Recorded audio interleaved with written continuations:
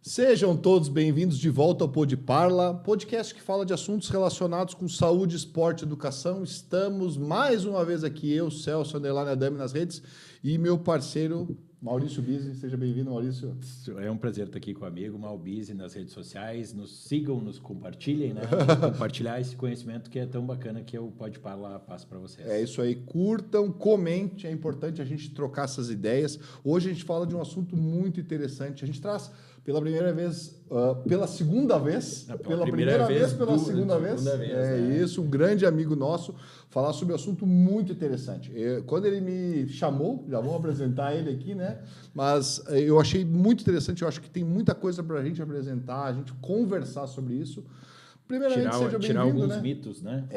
Tirar alguns mitos. Seja bem-vindo, Fábio Pascoaloto, mais uma vez aqui conosco. Hoje vamos falar de um assunto diferente do que a gente falou. A última vez a gente conversou sobre fertilidade, sobre fertilização, enfim, falamos sobre vários assuntos relacionados a uma parte do teu trabalho, né? Que é a Conceptio, que é a gente trazer filhos, que é para a gente que tem dificuldade para isso. Hoje a gente vai falar sobre um outro assunto que também é muito interessante, falar sobre dificuldade de ereção, falar um pouquinho sobre formas que a gente pode ter uma vida melhor, acredito nisso, né? Seja bem-vindo, meu grande amigo.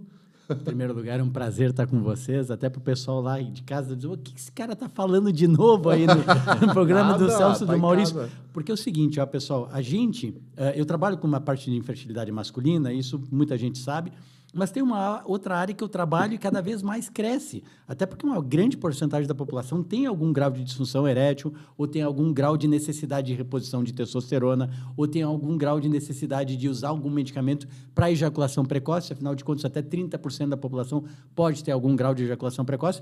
Então, tem toda uma área que a gente chama de andrologia, que é voltado principalmente para vida sexual masculina, para a qualidade sexual, que eu trabalho também. Então, eu quando conversando com o Celso, com o Maurício, eu disse, cara, vamos falar sobre isso, porque eu acho que é uma coisa bacana, até para desmistificar, porque o programa de vocês é tão bom que todo mundo assiste, e aí os amigos que vieram aqui falam bem, não sei o que, eu te vi lá no programa, eu tô assistindo, porque uma vez tu vem aqui, tu aprende, tu começa a sempre querer assistir esse programa de vocês. Vocês estão de parabéns, é uma coisa fantástica o trabalho de vocês e a maneira que, a proporção que tomou o Pod Parla, né? Eu acho brilhante. Então, eu agradeço mesmo a oportunidade de estar incomodando vocês de novo aqui hoje. A gente fica muito feliz, tem muito assunto para falar hoje mesmo, né? Eu fico muito contente de verdade de trazer novamente, principalmente um amigo, um cara que mora no coração da gente aí. Mas não podemos deixar de agradecer aos nossos parceiros digitais, onde a tecnologia encontra arte, o Laboratório de Prótese Odontológica Digital.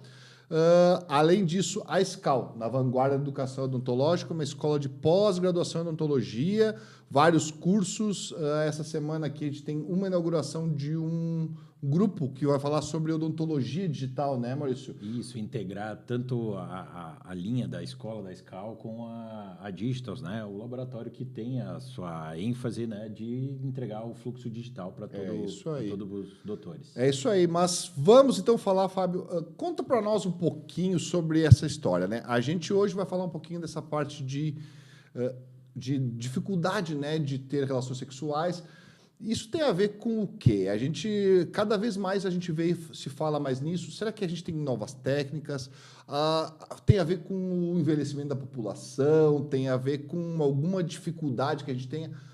Comenta um pouquinho, conta um pouquinho onde a gente está nessa história aí. O que a gente tem de novidades? Começa contando uma história para nós aí. Muito bem.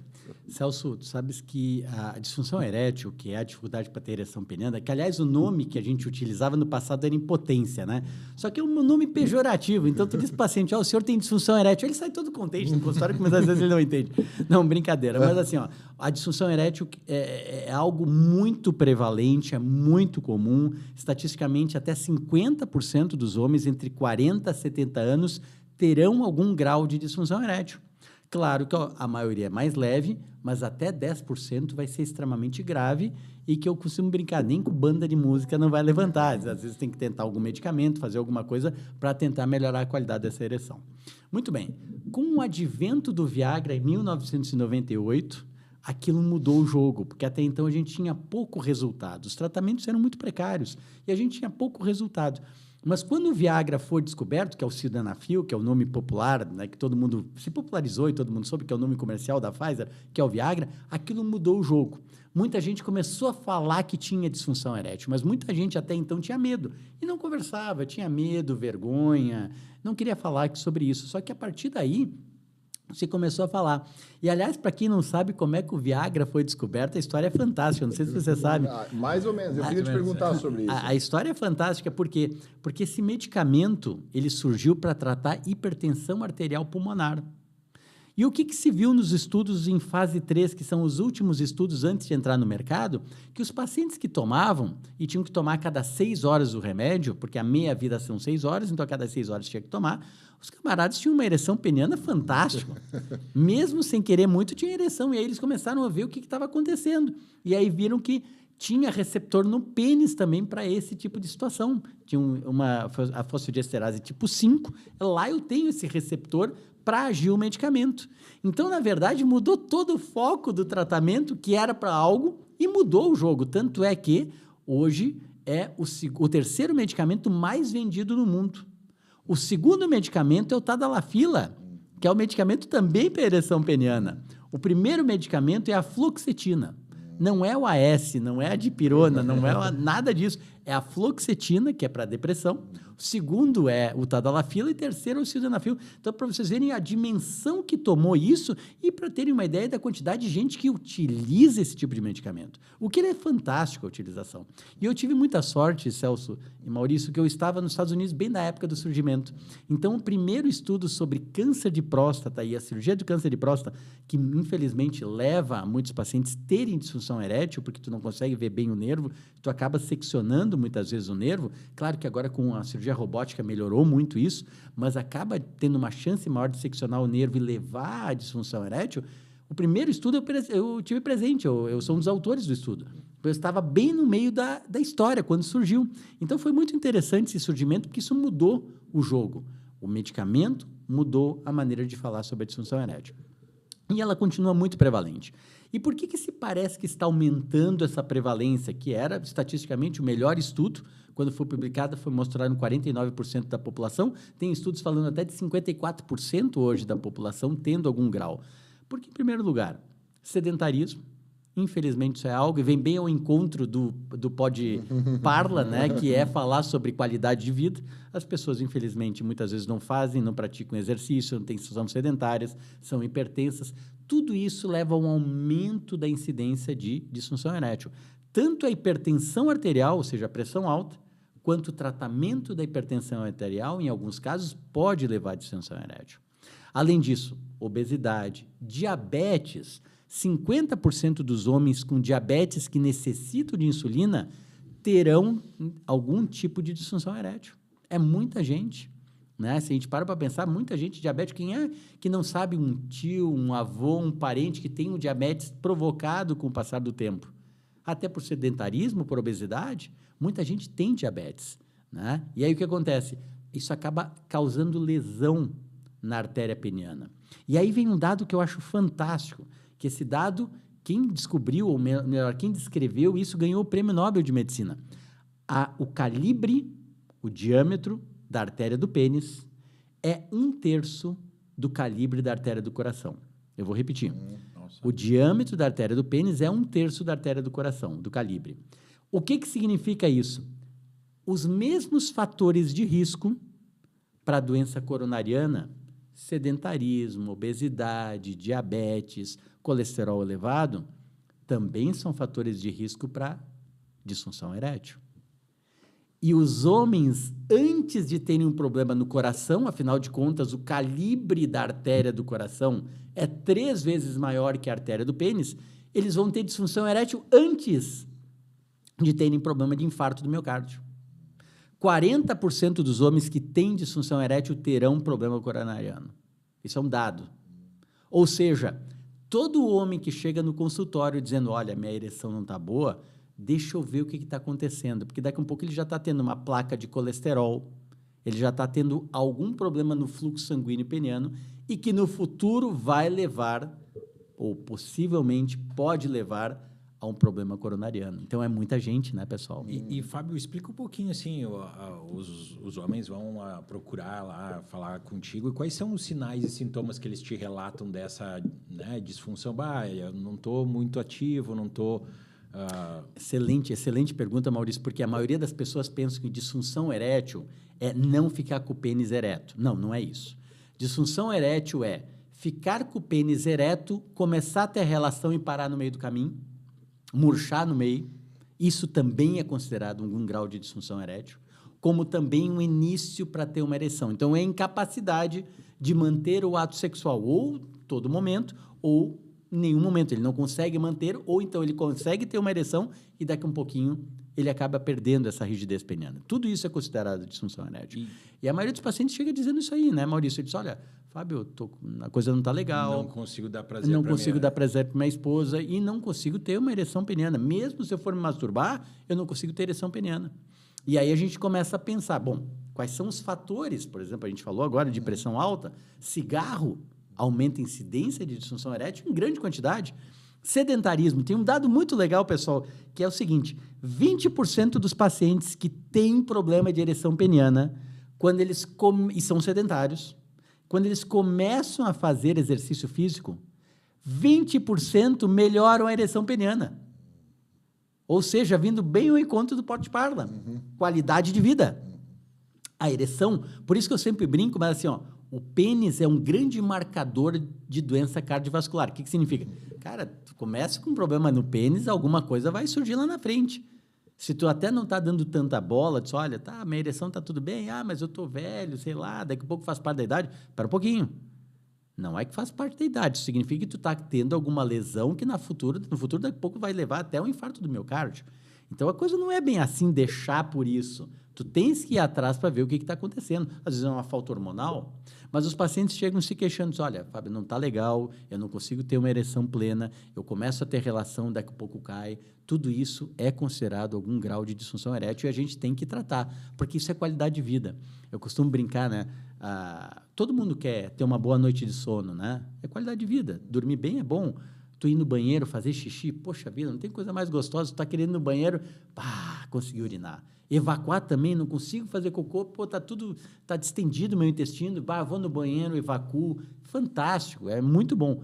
Relação sexual também. Faz parte da vida das pessoas. Não tem mal nenhum em ter relação sexual. Isso é qualidade de vida. Faz bem tanto para o homem quanto para a mulher. E não tem por que não ter a manutenção das relações sexuais. Isso é importante, isso é fundamental para a qualidade de vida. Como jogar bola, como ver televisão, como tu assistir. Isso é qualidade de vida. Agora, se está tendo alguma alteração nesse sentido e está te prejudicando emocionalmente e tu não está se sentindo bem... Poxa, alguma coisa está errada. Faz bem para a autoestima do homem, principalmente. Né? Ele tem que ter isso aí. Agora, se isso está tendo algum problema e tu sentes que o teu casamento daqui a pouco não está tão legal ou tu não está te sentindo bem, tem que procurar ajuda médica, tem que ver o que está acontecendo. E, às vezes, alguns medicamentos já resolvem, ou, às vezes, tem que fazer algum tipo de terapia mais avançada. A gente está falando primeiro em problemas clínicos, né? Então, sei lá, a gente tem uma ereção porque a gente aumenta a vascularização do pênis. Então, se eu tiver um problema, como tu falaste, vascular, então eu vou ter uma dificuldade de ereção. Mas Exatamente. Não é só o problema vascular, né? Então, existem várias questões, tanto clínicas quanto psicológicas nessa questão. Como é que é esse tratamento? Primeiro, o cara vai chegar lá e a gente vai começar a investigar. Então, tu investiga, eu tenho problema, não tenho problema vascular. Eu tenho um problema, mas, enfim, eu não estou conseguindo porque eu tenho algum problema, enfim, que está me atrapalhando. Quais são esses tratamentos? A gente começa com medicação ou tu indica, às vezes, o paciente para um tratamento psicológico, psiquiátrico? Como é que é essa abordagem? É interessante a gente entender, porque o cara chega lá, eu estou com problema. Mas daí a gente vai primeiro pedir os exames clínicos. Como é que tu aborda esse problema? É importante para o pessoal entender em casa que toda vez que eu tenho algo abrupto, ou seja, de uma hora para outra, a ereção estava tão boa, de repente parou, eu tenho que pensar em alguma coisa emocional, ponto. A não ser que tenha feito uma cirurgia, né? Fez uma cirurgia de câncer de próstata, a chance de lesar o nervo é grande. Se não tiver nervo, não tem como ter ereção peniana, tá?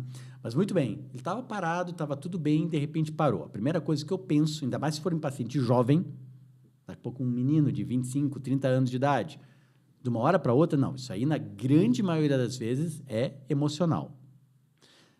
Ao contrário, se é algo que vem aos poucos piorando, ou seja, insidioso, vai indo aos poucos, e a gente está vendo que está piorando com o passar do tempo, eu tenho que aventar a possibilidade que seja algo orgânico. Por outro lado, pessoal, todo paciente que tem problema orgânico tem problema psicológico também, porque é aquela coisa, não está indo muito bem, meu Deus, agora já começa a ficar com medo, aí a próxima vez agora já não vai tão bem. Então, o problema emocional ele vai estar sempre junto, né? Não tem como separar isso. Eu sempre gosto de tentar estimular, ao menos eu tento estimular o paciente que vá procurar um terapeuta sexual associado a qualquer tipo de tratamento. Às vezes a gente encontra um pouco de resistência, para não dizer, às vezes sempre eu encontro um pouco de resistência, e às vezes é questão de chegar e falar, olha, pelo amor de Deus, isso aqui é importante para ti. Daqui a pouco uma terapia sexual vai resolver muito mais que qualquer medicamento. Ou então, às vezes, tu usa até um medicamento como uma bengala. O que é? Ele precisa ver que funciona. Na hora que ele vê que está funcionando, quando vê, ele não precisa mais do remédio. Então, às vezes, o medicamento pode funcionar como bengala. O grande problema hoje em dia, né, só um parênteses, é que muita gente nova está usando medicamento desnecessariamente. De forma recreativa. Né? E isso, sim, com o passar do tempo, pode levar a alguns problemas. Tá? Daqui a pouco não tem alguns exames, tem algumas situações, isso aí pode levar a algumas situações lá na frente que, quando for necessário, ele já não consegue tanto ter um resultado. Tem um trabalho falando isso, de um uso precoce, assim, sem necessidade? Não tem nenhum trabalho mostrando isso. Por outro lado, a gente sabe que qualquer medicamento tem efeitos colaterais. E esse é o grande problema. Então, daqui a um pouquinho, tu tem um ataque cardíaco, tu tem uma alteração cardíaca que tu não sabias e tu resolve usar. Ou então, tu tem um priapismo. O que é priapismo? Ereção prolongada sem desejo sexual. Daqui a pouco, o pênis fica duro por muito tempo.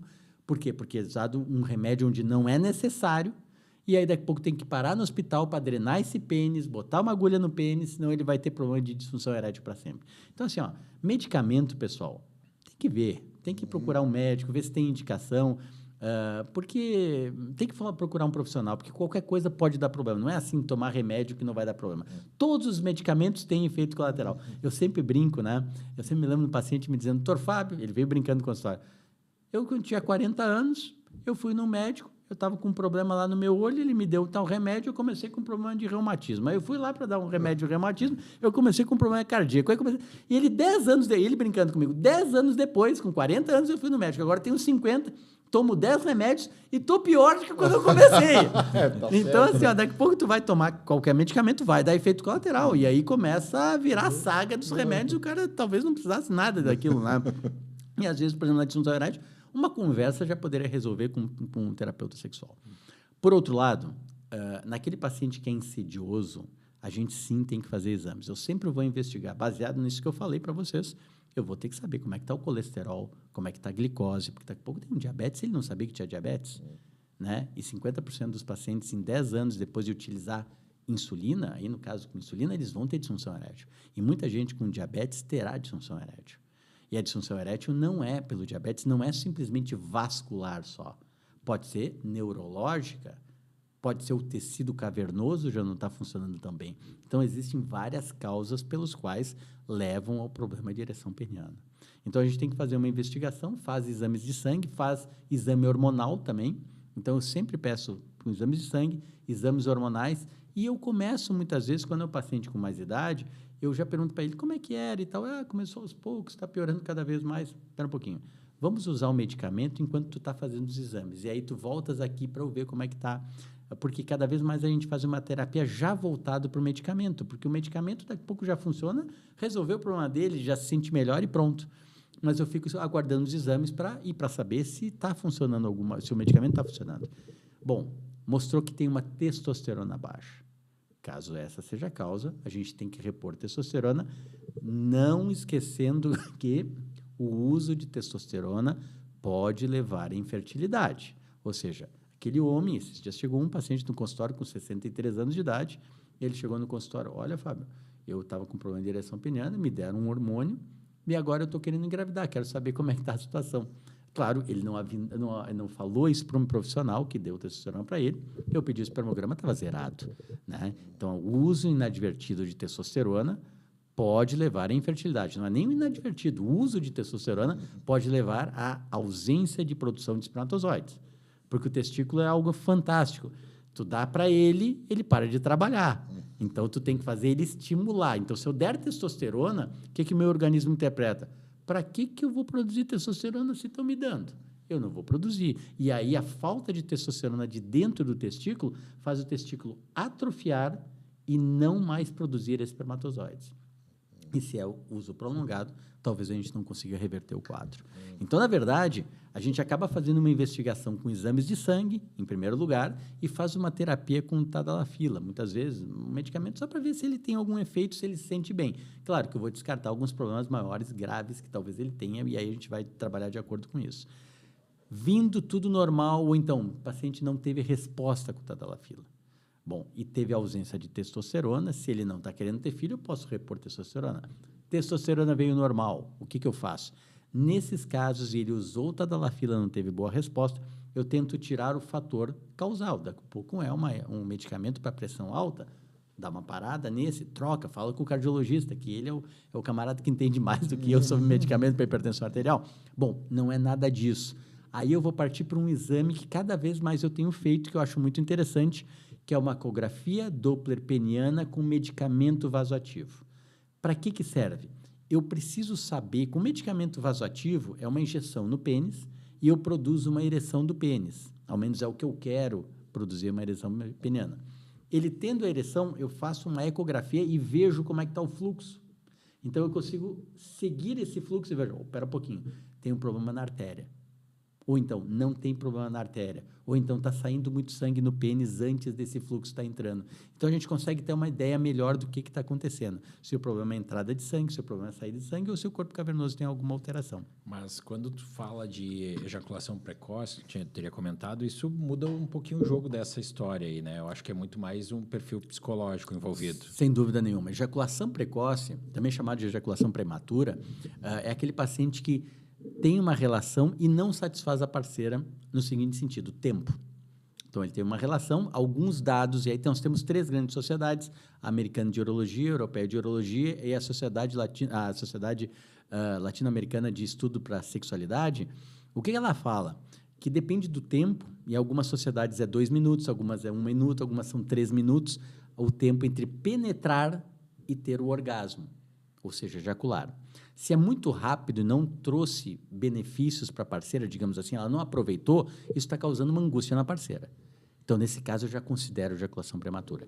E nesses pacientes, tem um componente emocional muito grande. Tá? Até pouco tempo atrás, a gente só tinha medicamentos baseados em antidepressivos. E funciona muito bem. Funciona muito bem. Esses antidepressivos que tu usa diariamente. Por outro lado, esses medicamentos têm efeitos colaterais como qualquer medicamento, né? Então, daqui um pouquinho, o camarada também diminui a ansiedade e ele consegue controlar mais a ejaculação e consegue dar mais prazer para a mulher. Evidentemente que muitos pacientes que têm ejaculação prematura ou precoce também têm disfunção erétil. Por quê? Porque a ejaculação precoce, sendo algo emocional, o que significa? Eu tenho uma ereção, pelo amor de Deus, eu tenho que ir rápido, mesmo sem me dar conta, tenho que ir rápido para satisfazer a parceira, daqui a pouco eu ejaculo antes de perder a ereção. Né? Então, ela pode vir acompanhada de disfunção erétil ou não. Hoje em dia, já existe um medicamento que está aprovado em mais de 50 países, e aqui no Brasil nós temos aprovado esse medicamento, que é a dapaoxetina. A dapaoxetina, ela faz o quê? Tu não precisa tomar todo dia. Tu dá o medicamento antes da relação sexual, 2 horas antes, e não tem um efeito de acúmulo no organismo. Essa é a grande verdade. Os medicamentos antidepressivos, eles têm acúmulo no organismo. Então, para tu alcançares aquele efeito desejado, por exemplo, algum deles, como a sertralina, eu preciso ter o efeito desejado, chega a ser 6 vezes maior a necessidade de utilizar a sertralina, porque ele fica no organismo e vai ficando, ele não sai do organismo. E para tu conseguires aquele efeito desejado, tu precisa mais sertralina.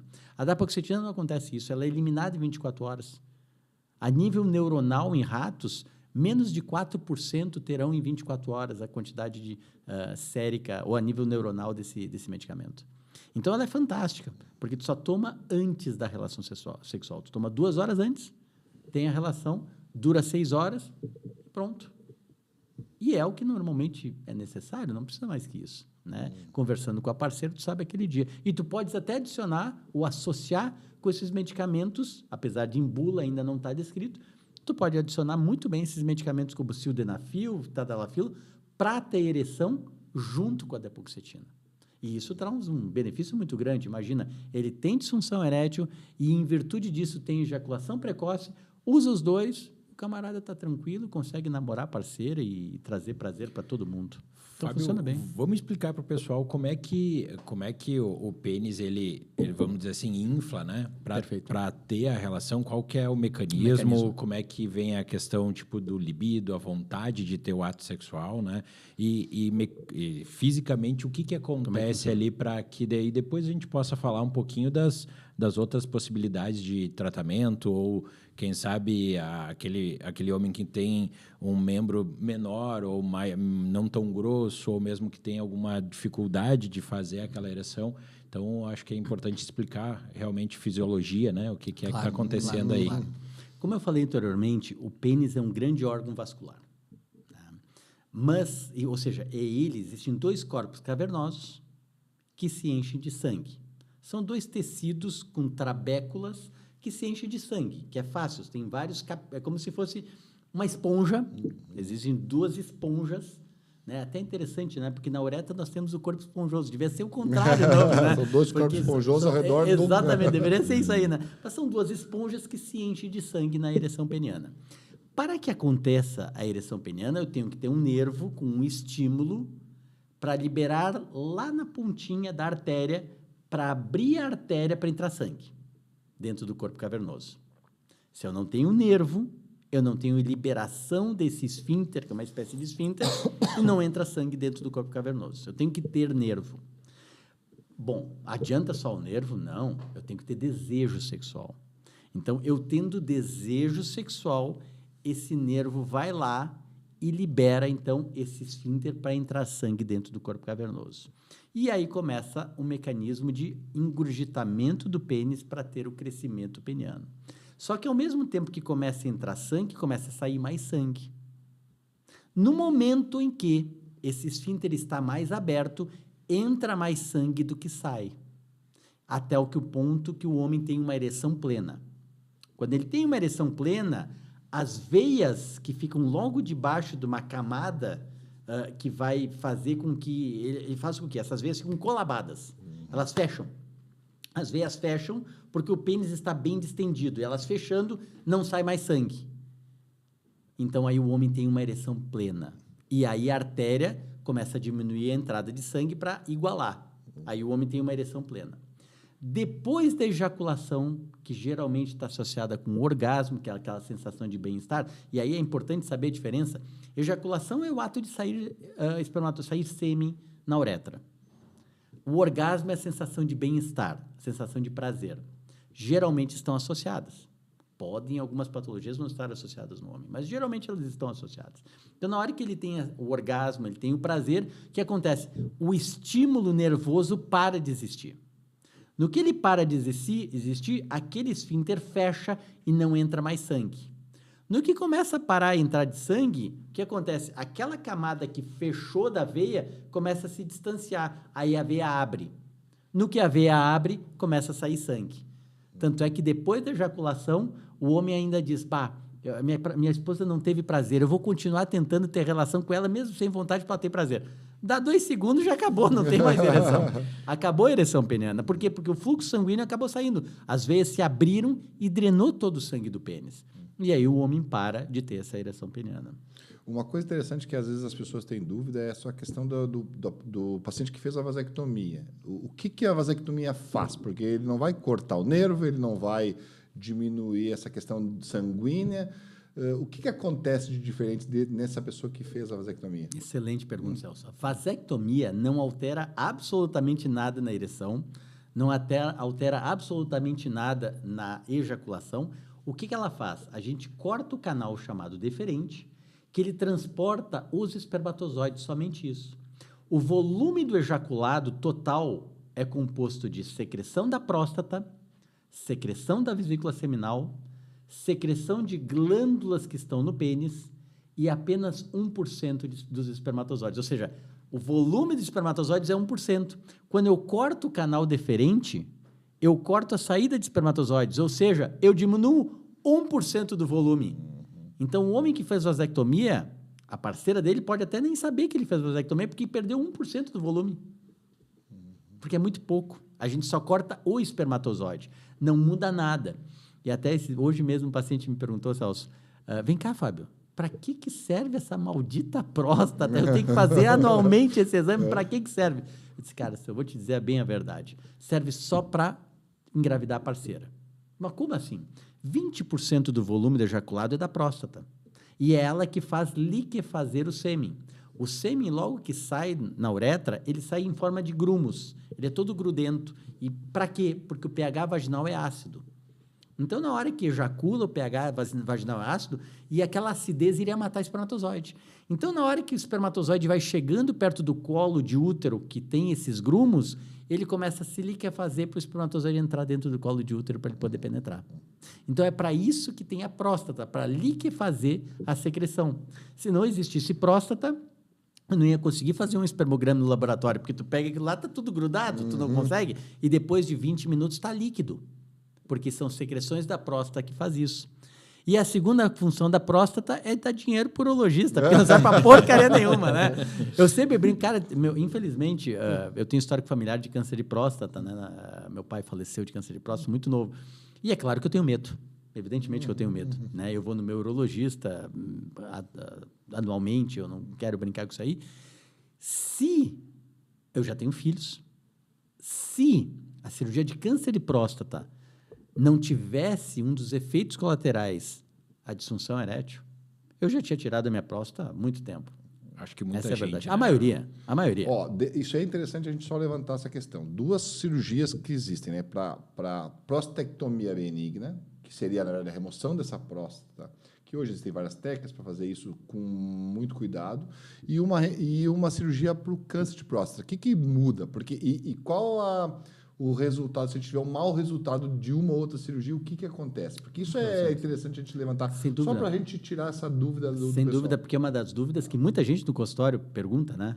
Vem cá, benigno, quando é benigno a lesão, e todo homem vai ter uma próstata aumentada benigno, não adianta. Todo homem vai ter, porque nós temos o hormônio, que é a testosterona faz aumentar o tamanho da próstata, ela que nutre a próstata é a testosterona.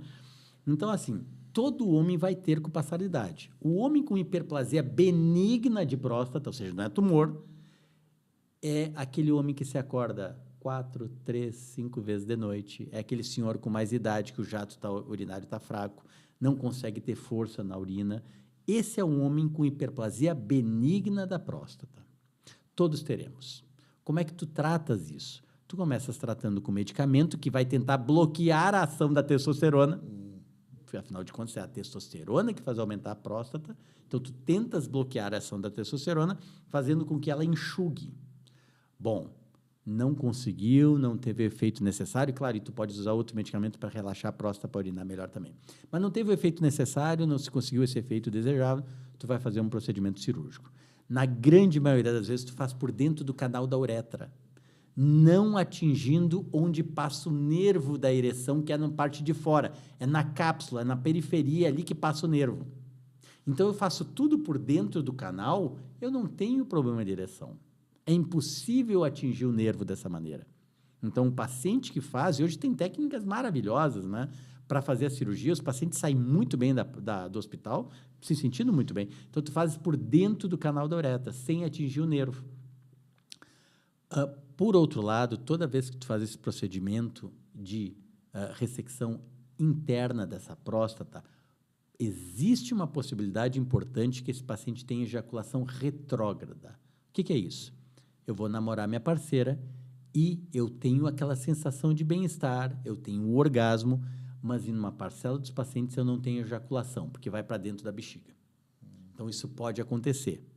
Isso não deixa mais homem e menos homem. Esse homem é importante. Eu costumo brincar. Só não vai ter aquela sujeirada toda. Tá? E depois, quando ele urina, ele vai no banheiro e elimina pronto. Tá? Não afeta nada. Então, isso pode acontecer com a cirurgia benigna da hiperplasia benigna de próstata. É um problema da cirurgia? É um efeito colateral, é um efeito... Mas ou pode acontecer, tipo assim, independente de ela ter sucesso a cirurgia... Independente do sucesso da cirurgia, perfeito. Independente do sucesso, muito boa. Não tem a ver com o sucesso da cirurgia. É porque, às vezes, o esfíncter está tão grudado ali que daqui um pouquinho tu machuca o esfíncter e pode acontecer isso aí. Tá? Alguns medicamentos que a gente usa para aumento benigno da próstata também pode levar isso aí, tá? Então, não é só cirurgia. Hoje mesmo chegou um paciente, doutor Fábio, eu tenho uma situação, começou a diminuir o volume do meu ejaculado e últimas vezes não tem saído nada. Mas tu tem prazer? Tenho prazer. Muito bem, tu está usando o que tal? Beleza, é por causa disso. Na hora que tu parares, vai piorar. Mas isso causa desconforto em ti? Não, a gente só não tem ejaculado. Mas então, que coisa boa, não tem aquela sujeirada toda. Melhor para todo mundo. Depois tu vai no banheiro, não suja lençol, não suja nada. Tá? Então, é uma coisa interessante. Mas é claro que o objetivo é se terminar fisiológico, mas se acontecer isso aí, não tem maiores problemas. Já a cirurgia de câncer de próstata é diferente. Porque tu tem que fazer uma abordagem ampla. Tu tem que limpar linfonodos, que são ínquas, que podem estar aumentadas, e tu retira toda a próstata. Aí o nervo está muito colado. E aí tu corres o risco de levar a disfunção erétil e uma incontinência urinária parcial. Nós temos uma tecnologia hoje fantástica, que é a cirurgia com robô. Qual é a grande vantagem do robô? O robô chega em lugares que tua mão não chega. E o movimento que tu consegues com o robô, tua mão não tem. Tu imaginas operar lá no fundo, que tu tem que levar uma pinça, um lugarzinho pequenininho, e tu não consegue nem com o dedo e nem a pinça levar. Mas com o robô tu consegue levar e tu consegue mexer aqui fora e ele dá o ponto. E visualizar ainda. E visualizar coisas que tu não consegue aqui fora. Então, a cirurgia robótica, na urologia, foi um grande avanço e trouxe resultados maravilhosos e o índice de disfunção erétil caiu. Caiu porque tu consegue ver melhor o nervo. Se antes tu não conseguia, agora tu consegue detectar ou menos imaginar melhor onde ele pode estar situado, porque o nervinho é muito fino. Essa é a grande verdade. E incontinência urinária caiu lá embaixo. Então, a cirurgia com o robô trouxe resultados brilhantes, magníficos. Mas daí você consegue dissecar, liberar os tecidos, o nervo fica intacto, tu remove o tecido que está alterado. E tal, e pronto, ponto final. Consegues. Então, é muito interessante. Né? A cirurgia do robô veio mudar a maneira da gente pensar, sabe, Maurício? Mudou por completo. Né? Funciona muito bem. Né? Então, isso é uma coisa. Câncer de próstata é uma coisa, hiperplasia benigna de próstata é outra. Né? A gente tem umas dúvidas assim para aquele paciente que tudo isso que ele fez não adiantou. Né? E a gente tem hoje alternativas para que esse paciente continue tendo relações sexuais. E a gente queria deixar uma pergunta, né, para o nosso próximo episódio da semana que vem, falando sobre quais as alternativas que a gente tem para aquele paciente, porque eu acho que hoje o que acontece? A gente falou no começo, né, mas a população também vai envelhecendo, independente de a gente ter lá problemas de saúde que a gente pode tratar para conseguir ter uma ereção normal e ter um relacionamento normal, né? A gente consegue. Daqui a pouco a gente pode utilizar uma medicação, mas com o envelhecimento eu acho que isso vai aumentando e a gente viver mais vai acabar tendo mais problemas. E em algum momento vai chegar em alguma necessidade de a gente ter lá uma prótese de próstata, que hoje a gente imagina que esteja... Acho que é diferentes tratamentos, né? Isso Celso, também, não só isso. Que a gente pode usar, de repente, a parte psicológica, a parte medicamentosa, mas imagino que aquelas estruturas nobres que estão internamente podem haver alguma dificuldade, alguma limitação, e certamente a gente tem alguma opção, imaginamos isso.